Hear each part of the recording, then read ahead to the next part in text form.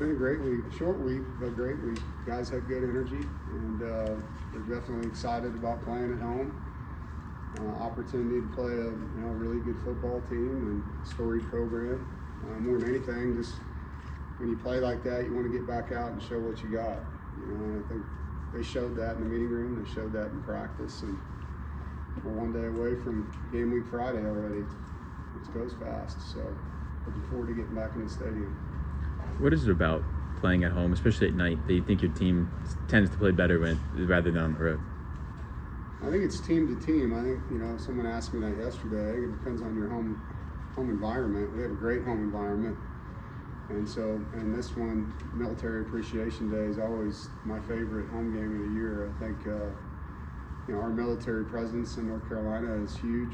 It's very, very special to me, being from a military family, my wife being from a military family, and so you have the pageantry of that, along with a sellout and a packed house. And if you were playing at a place maybe where there's 20,000 people there, it'd probably be a different answer to the question. But for us, home field is an advantage because of who we have in the stands and how loud they can get in the student section. And there's some teams that have a bad game day at home, and so going on the road might bring energy to them. I think that's not the case for us right now. And the teams I've had that have played well on the road, obviously we were very mature football teams. We weren't dealing with the injuries that we're dealing with.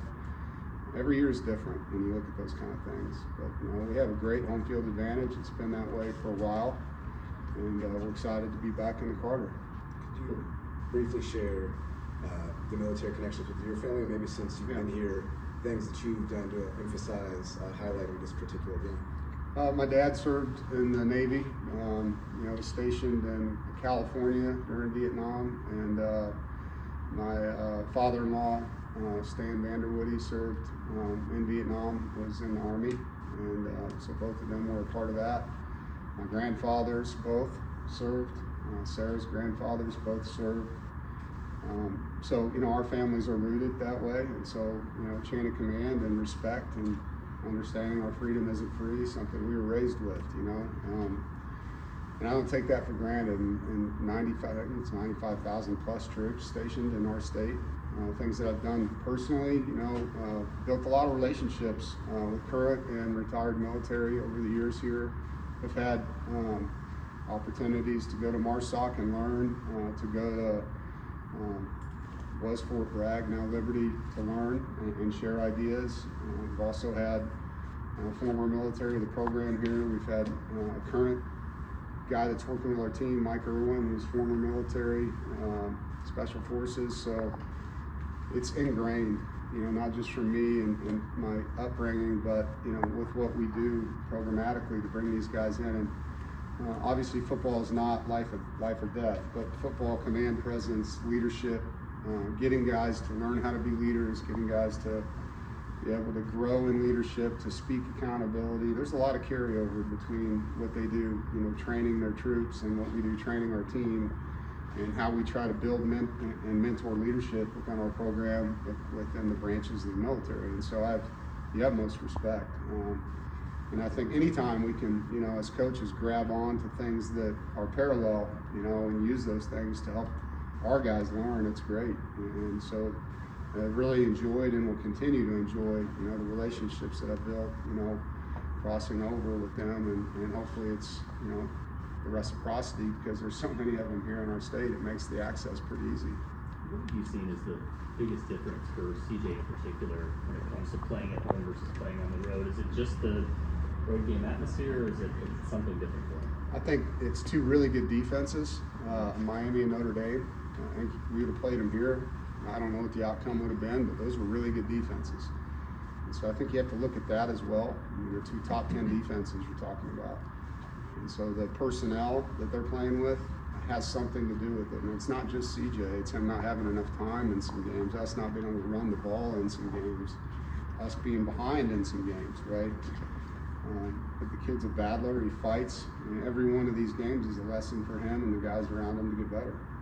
Is there a specific player or players who might have surprised you in the way they've stepped up this week? Not really. I mean, this team's got good leadership, and the guys that are playing, we've asked them to continue to lead, and talked a lot about these being the last. When I had my team meeting, the last 12 days of the regular season, and the last 12 opportunities to be in one room as one team, unless we can, get an opportunity to keep playing, and that's not guaranteed. We have to earn that, and so it's like an hourglass. We have the sand running out, and there's not much sand left in there for the seniors, and so really upping our urgency and how we play, because the brotherhood in our team room is really strong, and those guys, all of them, want our seniors to finish well. You'd mentioned the home environment. How important is it, 3 straight years to have, sold out Carter Finley? Yeah, it's huge. I mean, when you take a job somewhere, you want to be in a place where you can recruit from the state, which we're able to do. There's great talent in North Carolina. You want a home fan base that helps you win games, not just with crowd noise, but sold out stadiums help recruiting. They do. And I've been talking about that a long time. And so when a recruit hits the in-state schools, and we're one of them, there's a difference on game day. Everybody knows that. And so it is an advantage for us in recruiting. It's an advantage for us in crowd noise and the atmosphere. Just come out here in the parking lots before the game. You can see that people are excited about what's going on, and everyone wants to win. I get that, but the environment that we have on game day with Carter Finley Stadium and with our fans and our students, it's really, really good. And it's taken time. People used to leave at the end of the half and they're gone, and now the stadium's staying full more often, and those things are really big in the growth of our program. We talk about it just about every year as far as the Friday games and how difficult it is to get recruits in for those games too. But how nice is it to have it a little bit later in the season where some players might have already finished their season and can actually still come out on Friday? Yeah, I think Thursday night and Friday night, you get great coverage, right? And so that's the positive of that. And your fans, it's great for them. For high school recruits, unless their seasons are over, which to your point, some of them are, it's harder to get them into your stadiums. And so at this time of the year, we're in playoff football at the high school level, and some of them have finished, some of them haven't. And so we'll get a portion of them to be here for game day. But it's give and take. I do like the coverage that we do get on the Thursday night and Friday night. And I prefer those games after a bye or to open the season, just from a health standpoint, and being able to get guys fresh and keep them healthy throughout the season. But there is a huge advantage, I think, when you're not in a short week, to playing those night games during the week because of how much television coverage you can get. All right, Rob, last one. What type of athleticism have you seen from FSU and any position groups would it stand out maybe? It starts with the QB, he can really run. He's like a tailback when he takes off, and great acceleration. We got a huge receiver, that can run well. 19 and 12 are jet speed guys that get the ball in a lot of ways for them. Handoffs and reverses and tunnel screens. They're dangerous in space, and in their return game, they've got great speed, which is what you would expect. You watch their punt team and their missiles. Number 3, who's their starting nickel, and then he can run. Man, you watch him, and I don't know how many times anyone's blocked him this season on a punt. The guy's the first guy down the field every time, and so it's what you would expect. It's probably the most talented Florida State team we've played in the last 5 opportunities when you look at their across the board depth and speed on the field. And so, we're going to have to show up and play really well. And they've been in a lot of really close games. They've lost 4 one-possession games, so very close to having a different season down there than they are. Is that good?